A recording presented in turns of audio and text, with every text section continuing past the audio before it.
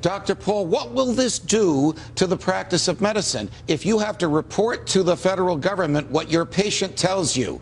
A conversation that the Supreme Court has said is the most private and immune from government intrusion that we can have, the patient-physician conversation. You as a physician, if you were to follow this, instead of going into the Senate, would have to report to some federal bureaucrat what your patient told you and be guided or even regulated by the federal bureaucrat as what you can do. Are American doctors trained to be subject to the intrusion and commands of federal bureaucrats when it comes to treating their patients? Well, so much do they want this to be electronic records that they're actually giving doctors $40,000 a piece to change their office to electronic records, but then they also want access to those electronic records. So it does concern me about patient privacy, and I don't really want the government looking at my records or any other patient records. I think it's a real danger. I was in the state capitol today, though, talking about trying to get our Attorney General in Kentucky to join the lawsuit against this, and we had 300 people there, and it's part of this Tea Party movement. People are not happy, but there's still great momentum out there in the countryside to try to change this. What does the financial community think about this? I mean, do they think that this is a left-wing politics run amok? You know, it's funny. Or do they think there's a way for this to work? We've been talking all day about Jamie Dimon coming out and saying that we were sick of being demonized by the federal government, by some of the bureaucrats in Washington. Listen, Wall Street supported Obama in a major way. Right. Unprecedented. Goldman Sachs that was 4 times more to McCain to Obama than they gave to McCain-Palin. Right. Right now, they are really worried, and it's not just the rhetoric. They are worried that, you know, instead of reforming health care, we've created a new entitlement. Instead of maybe helping the people at the bottom end of the ladder, well, you know, we're redistributing wealth. They are really worried about what this does to the deficit. They may not go public with it, but you could talk to every single Wall Street CEO, and they can't believe he turned to this instead of deficit reduction. Aren't you worried as a patient advocate that innocent human beings, whether they're healthy 20-year-olds or 75-year-olds who need to see a physician more regularly, will be powerless here? There is a clause in here that prohibits an appeal from a decision of a bureaucrat. So if a bureaucrat says to Dr. Paul, you may only perform this service on this patient, that decision is final and absolute. Right. And doctors will be constantly forced to choose between doing what's right for their patients and avoiding a government penalty. You know, women's rights advocates who have fought for 30 or 40 years for a woman's right to choose on reproductive issues and a woman's right to keep her medical records private need to reassess the impact of this law on their values, because whether you're pro-life or pro-choice, you lose under Obamacare. Dr. Paul, can you bring yourself to put down in the government laptop everything your patients tell you and wait for the government to come back and say, okay, doctor, we've decided that this is the procedure, this is the medicine, and this is the budget? Yeah, no, and being a physician is really not about following an allogram and everything is out of a cookbook. I think there is some intelligent interaction, and the choice is not always the same as what comes out of a book. So I don't think that's the way we want to practice medicine.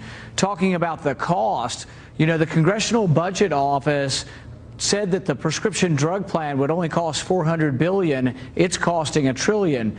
The implications of this, they say they're going to have $500 billion in savings from Medicare, but it's based on assumptions that Congress gave to them. It's not based on reality, and when you make something free, it gets overutilized, and that's what will happen here. It'll cost 2 and 3 times as much as they say it will cost. And there's this crazy thing in there, Charlie, about the Reserve Corps, the 6,000-person I don't even know what to make of that the president can put together. He can conscript doctors from the state National Guard and make them work for the federal government. He's bringing back the draft. He almost is bringing it back. I mean, where is that going to go? Are we going to get to a system like Great Britain where the healthcare providers are employees of the government? That's what it looks like. I mean, we're at least moving in that direction. Obviously, there's going to be a fight over this. What I don't understand, and maybe the doctor can explain this, how did the AMA ever support this nonsense? That's shocking, but remember that only 17% of physicians belong to the AMA, and many of them are not physicians who actually care for patients. What physicians in their right minds could support this, Dr. Paul?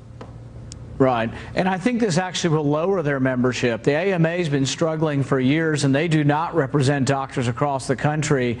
And AAPS has been growing dramatically as doctors who want to fight against big government join together under a different banner. But the AMA doesn't represent me. I've never been a member of the AMA, and they don't represent my position in supporting Obamacare. Do federal judges have the moral courage and fortitude to look at this thing and say, this did not come from the Constitution? I believe they will. And in fact, there's a very important case, Gonzalez versus Oregon, which was just decided a couple of years ago, that made it very clear that the federal government does not have the power to regulate the practice of medicine or impose medical standards and regulate how doctors treat patients. Dr. Ron Paul, former Lieutenant Governor Betsy Coy, my colleague Charlie Gasparino, thanks for joining us.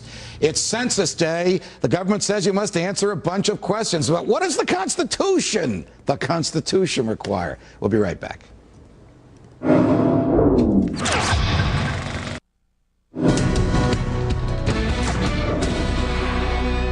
If you haven't heard already, it's Census Day, which is the deadline for everyone to return their U.S. Census form, unless you want to visit from a federal worker.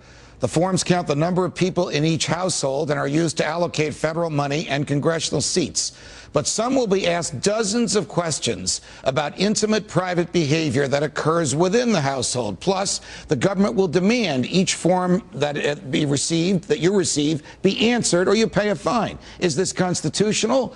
Is it an invasion of privacy? Here to explain, Kevin Gutzman. He's an associate professor of history at Western Connecticut State University. He's also the author of the terrific book, The Politically Incorrect Guide to the Constitution. And Ilya Shapiro, he's a senior fellow in constitutional studies at the Cato Institute and the editor-in-chief of the Cato Supreme Court Review. Ilya, to you first. Has the Supreme Court itself ever declared whether or not the questions beyond how many persons reside in this house as their principal residence are constitutional? There is some what's called dicta, meaning kind of offhand remarks from a very old case about 140 years ago to the effect that it is. But that was not at all the case presented before the Supreme Court, so there really is no four-square ruling on the question. Have lower federal courts, Kevin, looked at the questionnaire that was sent out a few weeks ago? I'm talking about the one that asks about nationality, religion, ethnicity, gender, number of bathrooms, when you go to work, when you go to bed, those type of personal questions. Has any court scrutinized those questions? Not in any case that I'm aware of. No. All right. So how do we get from the Constitution saying, well, we have to have a House of Representatives, so we have to know how many people live there, because the House of Representatives is apportioned by population. How do we get from that in the Constitution to this 20-page form that wants to know everything about me? Well, the reason is that we have a nanny state, and people in the federal government want to have all kinds of details about your personal life so that they can, down the road, legislate about them. Does the government have the right to ask this stuff, Ilya? I mean, isn't there a basic right to privacy which says I don't have to tell you, even though it's not going to kill me to say it, but I have a certain sense of personal dignity that I don't want the government to come across the threshold of my front door? Right. Well, there's two issues here. First of all, does the government have the power? And I would say it doesn't, because the Article 1, Section 2 says that an enumeration shall be made, indeed, for the apportionment of representatives in Congress. Beyond that, it's silent.